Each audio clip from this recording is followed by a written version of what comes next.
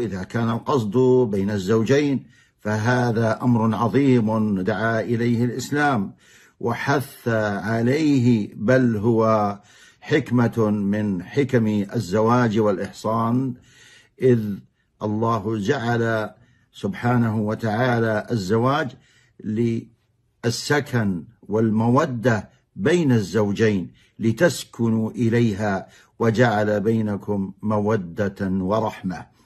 هذا العيد الذي يسمى بعيد الحب، الذي أصله كما يذكر عن أساطير في عهد الرومان بأنه مفهوم وثني للحب الإلهي، سواء أثبت هذا أم لا، ولكن هذا الاحتفال الذي ينشط فيه ما يتبادل به بعض الشباب مع الشابات الورود الحمراء ونحو ذلك، هذا كله مدعاة إلى الفسق والفجور وإلى الزنا والعياذ بالله عز وجل، ومن التواصل المحرم.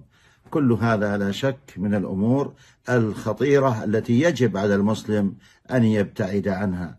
والمحبة بين الزوجين وحب الرجل لأمه ولأخواته هذا أمر مطلوب لا يقيد بوقت ولا يحصر بحد.